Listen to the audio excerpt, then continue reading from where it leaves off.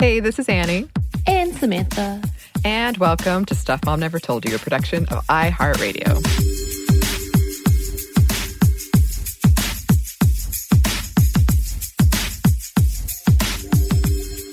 It's time for another edition of Book Club. Woo! Yay! You know, I actually have enjoyed having a reason to just sit down and read something. Because I love reading, but oftentimes it would not be a priority for me. So I kind of very rarely did. Or if I did, I was reading a book about like the history of fishing for the Saber podcast. Right. It's not that I wasn't reading books, but like sitting down and reading something that's not specifically for research. Right. I will say, I think I've read more in this year alone than I have in the last 2 years, which is really sad. Well, it's, silver linings. Silver linings. It is. It's true. It's true. And I've really enjoyed catching up on some of the reading and then also like opening up to different things I would have never read. I would have never read Ash, and I thought it was very, very amazing. And I'm going to be honest. This book was something that I was really excited about. I really love any of literature that's based in the South typically. So for me, this was like, yes, let's do this one. Yes. So today we're talking about Whiskey and Ribbons by Leesa Cross Smith. And trigger warning before we get into it for brief mentions of suicide and death, loss, or grief. This one's very grief heavy. Yes. If that's something that's triggering for you. And also, spoiler alert-ish, we're not going to give away too much, but this is a relatively new book. And if you're interested at all in reading it, then I would say press pause, go read it. It's a pretty quick read, and then come back and enjoy our book club discussion. Right. And if you are someone, again, who likes fiction based on South, romance without too bodice ripping. Yes, bodice ripping romance. This is a good one. And I think it also was a short story at the beginning, so I'm sure you can find that version as well. Yes, and it's beautifully, beautifully written. So a little bit about the author. Leesa Cross Smith describes herself on her webpage as a homemaker and writer from Kentucky. And she's written several things, from Whiskey and Ribbons to Every Kiss a War, a bunch of short stories. She's won a lot of awards. She's been in magazines. Pretty prolific and well-loved. So... yeah. I thank you for introducing me to her. I actually had never read anything by her. Right. And we had planned on having her on, so I'm hoping that we can have her on later in times, because I am a big fan of hers. I kind of talk about that a little later. I met her through a mutual friend who is an Atlanta writer as well. So I was really excited being able to connect with her at all. So yeah, this is definitely something that I'm really glad that we got to do. It's not your typical, well, not that any of them have, but this is definitely not necessarily feminist related forward type of thing, but it is related to women and grief and family. So I feel like that's on topic. Oh yeah, absolutely, absolutely. So why don't you give us a basic rundown of the plot? Right. So I'm just going to give a short summary, which this is a story with 3 different perspectives of how lives are changed after death. Pregnant Evangeline has become a widow after the loss of her husband, who was tragically shot while on duty as a police officer. The story is narrated by Evangeline, the wife of the slain husband, Eamon, the character whose tragic death opens the story, and Dalton, the adopted half-brother and best friend of Eamon. And the timeline jumps around throughout the story, just an FYI. Yeah, and it starts immediately with the death of Eamon, and it's hanging over the entire book, which makes it really powerful, because when you're reading about how happy everyone is before it, it's like a punch, squeeze to your heart. And I've read a lot of interviews with the author, and she's someone who loves words, which perhaps obviously, but one of the reasons she chose the title is just because she loved the sound of Whiskey and Ribbons. And I love the name Evangeline. And we're going to talk about this later, but there's this undercurrent of faith throughout this book. And so I feel like I can see it in the name Evangeline, and then Amen kind of sounding like amen. I also love that stuff. So I was very excited to see it. So let's talk about our characters, starting with Evangeline, because we're really seeing her story, but from different perspectives. So for Evangeline, we see her after the death of her husband and how she's coping. Her story opens up with her complex feelings for her brother-in-law, who has moved in to help her through this really difficult time and care for her newborn baby, Noah. Her narrative is really, it's a very emotional one, from grief and guilt and jealousy and lust and love. And Evangeline, or she's sometimes called Evie or Leanie, she has a bunch of nicknames, tells her story of loss and tragedy, starting at the end. We start right away with the death of Eamon. In the story, we see her conflicted with the need to move on, but not sure that the timing or even the appropriateness of her moving on is correct, always kind of questioning herself and doubting herself. She also is caught up in a game of jealousy over her brother-in-law's past. But okay, let's go back. The setting of the story, if you're looking at a timeline where we, the reader, are to assume what time it actually is, it's set during a severe winter storm in Louisville, Kentucky, where she and her brother-in-law, Dalton, are in the house, kind of snowed in, without her son, Noah, who is currently staying with Evangeline's parents before the storm began. And Evangeline is a ballet dancer / teacher, but currently is not working due to the death of her husband and the birth of her child. Right. So our other lead character that you will hear from is Eamon, who is the husband of Evangeline and half-adopted brother of Dalton, and also best friends with him. Eamon's story begins with a meet-cute with Evangeline at a local church he works security for. The framing of the meeting seems simple enough. A beautiful woman who works with the children of the church comes to develop a friendly relationship with the officer and eventually find love. Mm-hmm. Within Eamon's story, we see different themes of love where he's a major character that continues that narrative. His relationship with not only his wife, but with his family, including best friend and half-brother Dalton. He's also able to keep in the audience's mind the danger of his job as law enforcement throughout his narrations. His eventual death would also be the opening of the secondary plot for Evie and Dalton to fall in love. Just so you know. He ends the story, which, by the way, caused for me to sit there and sob and cry, which was a hard day, with his journal, which he writes just in case he was not able to be there for his wife or son later on, which we know he wasn't. Also, again, important to the plot is the foreboding. We already know that he's going to die, but it still has that character. It is a character in that level of darkness that you know something is not going to be okay.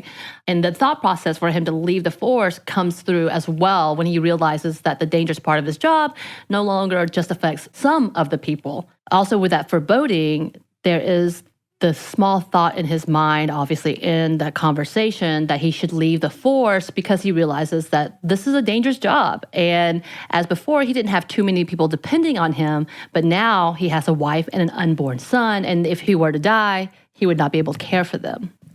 Right. So he always knew it was dangerous, but he felt this drive to do it.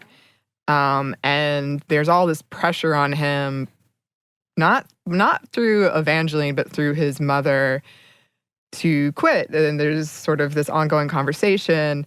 And as the audience, it's all the more painful when he dies, because the second that journal is introduced, you know, right, that is going to come up at the end and be really, really devastating. Right. And it was. It was. It absolutely was. Like, you know it's going to be. And it was incredibly effective. But he had, once their son was almost born, he had decided he was going to leave. And that compounded the destructiveness. Right. It was just that so close, as well as the fact that there's one point when he thinks, if Evie ever asks me to leave, I will. And she never did, which is a whole different other conversation. But that definitely does loom over the whole story. Yes. And I do want to say, before we move on, I am someone, as a lot of people might guess, I'm not into romance. I generally avoid it. And when I do see it, I'm usually, I don't want to say like rolling my eyes. That's not correct. But it's almost like I just don't buy it. I just don't buy it. But for this, I thought, oh, if that's what love is like, then okay, I see it. That sounds amazing. That sounds amazing. Oh, and it had to end so tragically. Okay, so next we're going to talk about Dalton. But before we do that, we're going to pause for a quick break for a word from our sponsor.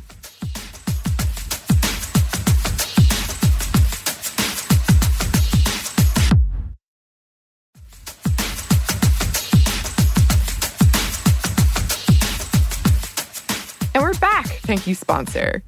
So Dalton's storyline starts with his confusing but not so uncommon situationship with Frances. New term. Well, you're educating me all the time. Yeah, I actually, and we'll talk about her more later, but I actually really liked Frances. Right. And by the way, this is an adult novel. So yes, there is sex. There's quite a bit of sex, actually. So putting that out there. And when we're introduced to Dalton, we see a lot of internal battles he's dealing with of what love is and what it isn't. Oh, I can relate to that as well. But we are first introduced to him. He's a classically trained pianist during Evangeline's narration, and he's playing this song on piano to soothe her, and she decides to kiss him. And this facilitates a much-needed conversation of the conflicting feelings that they have for each other, because obviously this is a very complicated, messy situation. And this also takes place around 8 months after Amon's death and 6 months after Noah's birth. But back to his situationship, Frances is the main interest for Dalton through most of it. I guess it's kind of happening concurrently. Right. But through a lot of what we read from Dalton's point of view, she is. And at one point, he considered marrying Frances after she became pregnant, but he changed his mind after she terminated the pregnancy. Not because she terminated the pregnancy, but he just seemingly couldn't imagine being married to her. She does play a role in his life throughout the book, and her last appearance in the story, we see his decision to move in with Evie is the last straw for her. She decides, all right, I'm done. And throughout this narrative, we see there is a role of competition and jealousy between Evangeline and Frances. Also, some of the other women in Dalton's life, which we will come back to as well. He struggles, too, with his relationship with his estranged father, who comes back into the picture and is trying to reconnect with him, which would take us back to learning how Dalton ended up being a brother to Amon. Dalton's mother, who suffered severely from depression, passed away after overdosing on pills. She took her own life, and he was adopted by his mom's best friend, Amon's mother. Later, we learn that there are deeper roots and ties with his adopted family and himself, but you can get all of that and more if you read the book. And you should. It was a good little twist. Yes. So now that we've kind of come down the big characters, we're going to talk a little bit about the minor characters because they do matter. So we'll talk about the parents, Calvin and Loretta Royce, parents of Amon and adopted parents of Dalton. Calvin is a retired cop who was the influence in Amon's life to become a police officer as well. So you'll see him being introduced as someone who backs Amon up when the mother is asking him to quit, essentially. Right. And they are painted as the perfect parents, supportive and caring to both of the boys. Loretta worries for the safety of our police officer's son, and both she and Calvin make sure Dalton knows he's their son no matter how that happened. And as the story stretches, we find out they're not necessarily the perfect parents, and secrets are revealed that take a slight turn on how you view them. Yes. And then there's Penelope, who is the biological mother to Dalton and best friend to Amon's mother, Loretta. She was the one who taught Dalton to play the piano as well as influence him into starting and owning his own bike shop, which he would often go and fix up when his mother was not able to care for him. And then we have the other ladies, starting with Frances. We've been talking about her. She is the sort of not girlfriend to Dalton, who later gives Dalton an ultimatum when he decided to move in with Evie. And I will say, I feel like I am her to a lesser degree. I'm sort of that wild card who is always doing something, is always got something cooking. Right. And they're very much, I found their relationship interesting in that there's clearly a connection there, but it's constantly antagonistic, but not in like a cruel way. It's just sort of like they argue, and that's their love language or something. That is their love language. It kind of spices things up for them, and I think he loves that feistiness, as he would describe her to be. Yes, and I also love how accepted it is that they're on again and off again. So there's like one scene, they haven't been together for a while, and then she shows up at some family barbecue with all of them, and I love how nobody really commented on it. They just, okay, Frances is back in his life, okay. Right, like she was significant enough that Eamon was like, yeah, she can come. I'm going to propose to Evie. You can be our witnesses, essentially. Yes, and Frances was not happy about how that went down because Dalton did not tell her that was going to happen. I don't know if I would be upset or not. I think I'd be annoyed. Yeah, I don't know if I'd be as upset as she was, but then again, I don't know that I've ever been in a relationship like that one. So I guess I can't really say. Yeah. But I absolutely am the friend who, if I'm close to you and you haven't immediately told me, not immediately told me, but, don't tell me soon after, I get a little, offended that I wasn't even where you thought, you didn't even think about me? Yeah. You didn't want to tell me? Didn't keep me in the loop?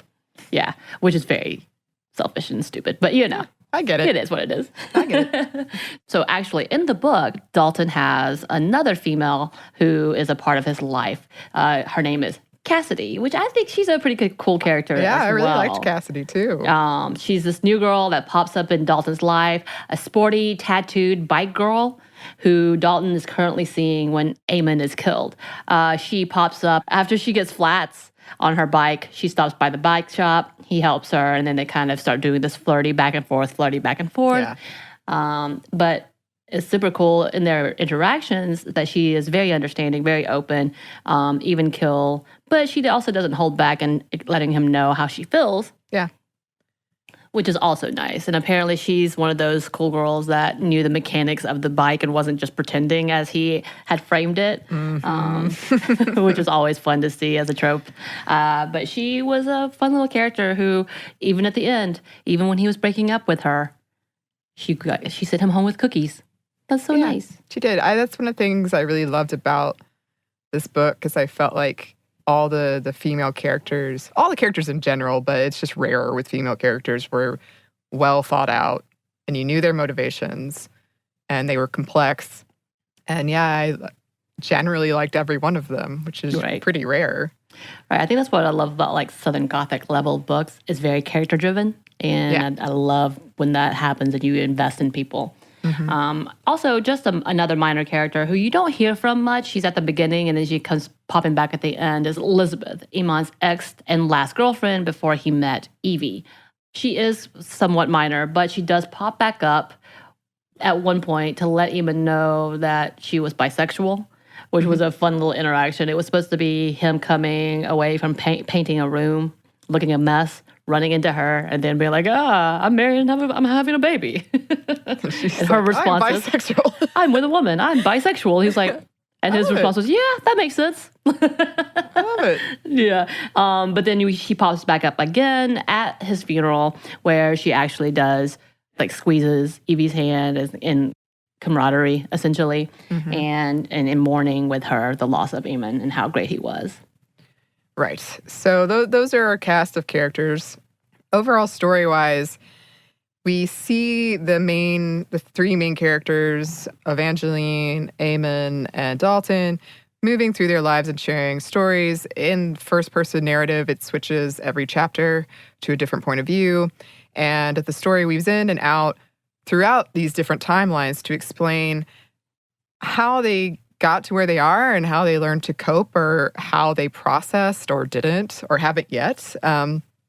Dalton becomes the strength and caretaker for Evangeline and Noah, which he promised to do when Eamon confided in him about getting married to Evangeline, as well as when he tells Dalton about her being pregnant. They call it the pact. Right. They have a pact that they would care for the other person's loved one.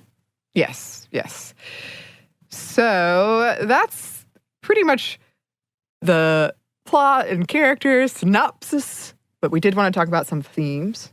But first, we're going to pause for one more quick break for a word from our sponsor.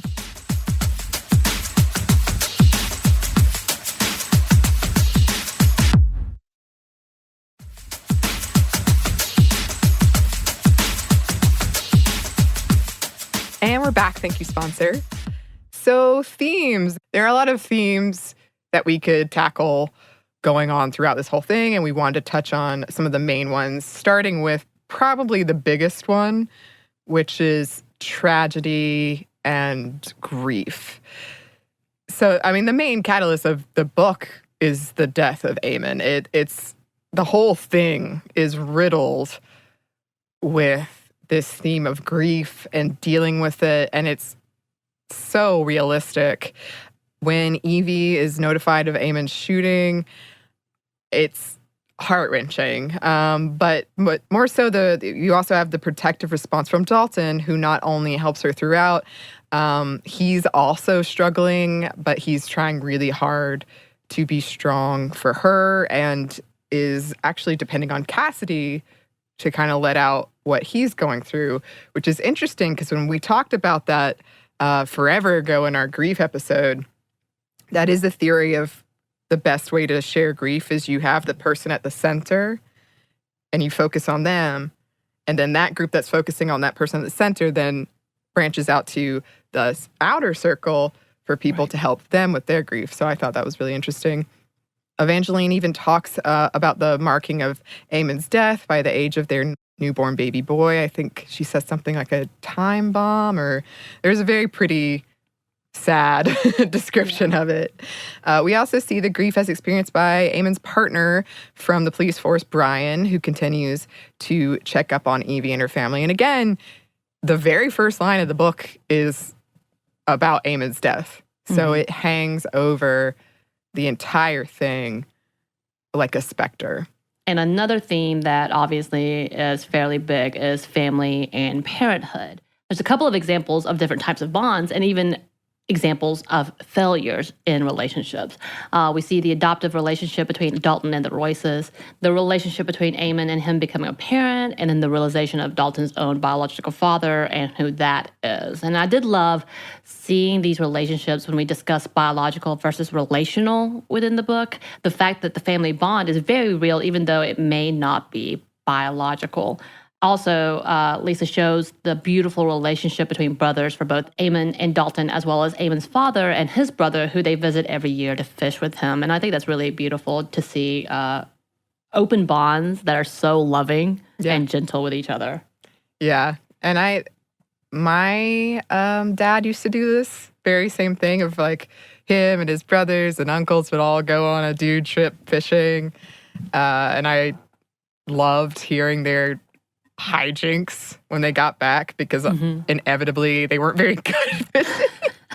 And I know there was one story where my uncle, he had his leg on the boat and the other on the land. And of course the boat starts to drift away and his pants fell down and he wasn't wearing any underwear. And I, as an 8-year-old, I laughed and laughed and laughed. Oh, wow. That's a good story though. Yes. Oh, it's excellent. They always had excellent stories. We also see the author talk about surrogate parenthood, and one reader, Gabriella, stated, in addition to her insular depictions of love and loss, Cross-Smith is also making a larger point about fictive kinship and surrogate parenthood, both of which have sustained many Black communities. Like I said in my review of An American Marriage, we don't see enough of these situations celebrated in literature, though it's so common and important for many people's upbringings. I'll leave y'all with Dalton's heartbreaking conversation on page 90, of which I'll just quote a bit. I grew up with a man who wasn't my biological dad, but he'd do anything for me. So there are also these guys out here doubling up, pulling twice their load without complaining. Right. And I think it's also very important that we know that Dalton becomes the surrogate as well. Yeah. And it is a clearly beautiful transition, heartbreaking. Yes, both. Yes. And then, of course, we couldn't go by without talking about the theme of love. Mm-hmm. There's many complicated conversations of love throughout the novel. The love between Evie and Eamon, Evie and Dalton and Eamon, and the familial love within the Royces. And we do have the triangle, as one review states, a soft love triangle where no one is really the bad guy, but sure is damn complicated. Yeah. It develops into a tricky romance with a lot of question of how does this work? But Cross-Smith ends it nicely where everything seems to have a happy ending, as well as even though there's just like this uncomfortableness when you're reading it, when I was reading it, of like, oh God, what's happening? Oh, God, okay. But at the same time, it's comforting to know that they're okay. Yeah. And it did make me really appreciate, because, grief is so complicated. And as we've spoken about, you can't control what your body is doing and like physically, emotionally. It's just all over the place. And then to have that all tangled up, too, with love, which is another thing you most of the time cannot control. Right. And get it all mixed up. And then you have the added layer of they both loved this person that died. That was sort of at the heart of bringing them together. So, yeah, it's just super messy and complicated, but really honest. Right. And then another theme that I loved that is pretty common throughout most of Cross-Smith's work is this current of music and art. Because the whole book has so many musical references, including Dalton's playing piano and using music to help calm or provide relief during hard times. Also, peppered throughout, we see shout-outs to yacht rock and just good old classics from Fleetwood Mac to Bach for Evie's ballet dancing background. Even at the beginning, we see a reference to the term fugue, which has a threefold definition. One, referring to flight or to chase. Two, a musical definition, which is a contrapuntal composition in which a short melody or phrase is introduced by one part and successively taken up by others and developed by interweaving the parts. And three, a state or period of loss of awareness of one's identity of self. So, yeah, you can see all of those things play into this book. And I also want to touch on Evangeline. She was a dancer. So there's this art that she is making. And then also, because I had to mention it, there's multiple Star Wars references, and I appreciated that. So when we were talking about doing the interview, I did see in the outline that one of the first things that she had, Star Wars references. I know. I was so excited. And then I was like, Eddie, you gotta tamp it. You gotta tamp it down. There's like 3 of them in there. We can't spend 30 minutes. But you were so excited. I was. But yeah, back to the music. And also with those words, we have the term finale as well as da capo, literally meaning from the beginning. So this begins the stories. And even ending Eamon's narrative with the term caesura, which means in musical terms, a break in conversation, a line of verse or song, but not for long. But also can be a noun, which means an interruption or break. And ending the book with da capo and the announcement of Evie's and Dalton's baby girl, Maribel Dove Berkeley Royce. And I'd never heard that word before, but it is beautiful. It is. And it is throughout the book. Yeah. Like she definitely makes a pointed moments of it just being in there to let you know what's happening. Yes.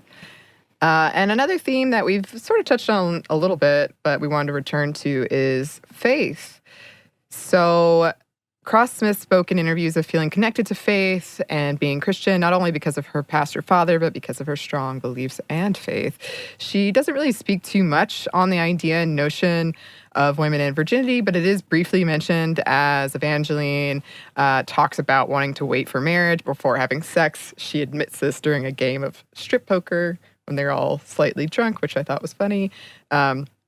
And even putting the church within the context of Evie and Eamon's meeting. And actually, Eamon, he was debating on whether or not to go ask her out. And he said, God, give me a sign. If it's not raining and it's a beautiful day, then I'm going to go talk to her. And it was a beautiful day. And he went to talk to her. And then there are mentions of prayers throughout, and she also speaks to the fallibility of men and forgiveness within relationships. When you're talking about Calvin's infidelity, the boys' sexual tryst, it's not explicitly talked about or even focused on, but the theme is there, and especially if you're looking for it. Because, for example, when I think Dalton, it's a conversation between Dalton and Eamon. Maybe I misremember. It was a conversation he had with somebody where they were asking him, why do you have to be a police officer? And Eamon's reasoning to me sounded almost religious with somebody's got to do this good. Somebody's got to do it. There's a responsibility. I'll do it. Right. Yeah, I remember him talking about that. I think that was with his mom as to why he should. And he even talks about going on a ride along with his dad and seeing the good that was being done as well. So there you go. That is a big, small portion. A big, small portion, as they say. Of we're wordsmiths. The book. Overall, even though this is not necessarily a feminist-focused book, we do want to celebrate this being such a successful book that chose to look at loss and grief and tragedy in such a poetic fashion. Her conversations within it, bringing music as a part of it, celebrating family as different as it may look from the outside, and what we may say is normal and is not normal. And like I said before, I have been a fan of Leesa's for a while. I've been following her and her husband for years when they started the Whiskey Paper online literary magazine. And I loved it because it was very focused on the South, but the strength of the South as well. And I loved that look. And I won't lie, I'm a huge fan of Southern literature. My favorite style would be Southern Gothic, i.e. Carson McCullers, Harper Lee, and now Jesmyn Ward. So seeing a take on Southern life is always refreshing and sometimes really difficult for women to find success in. So we wanted to be able to celebrate when it's done well. Yeah. And I think it's a whole episode where we talk about women authorships and what type of genre they can write in or what they're accepted into. Yeah. Anyway. Yeah. But yeah, yes. So it's a really good book. And I was really excited to be able to talk about it and read it and share with y'all a good book. Yeah. I really enjoyed it. I'm glad you suggested it. And would love to get suggestions from you listeners as to what book we should do next for book club. Some of you have sent in Untamed, and then there's another one a couple people have sent in that's about sex. Come As You Are. So those are in the docket. I'm excited to read both of those. But if you have any other suggestions or if you want to vote on one of those, please email us. Our email is stuffmediamomstuff@iheartmedia.com. You can find us on Twitter @MomStuffPodcast or on Instagram @StuffMomNeverToldYou. Thanks as always to our super producer, Andrew Howard. And thanks to you for listening. Stuff Mom Never Told You is a production of iHeartRadio. For more podcasts from iHeartRadio, visit the iHeartRadio app, Apple Podcasts, or wherever you listen to your favorite shows.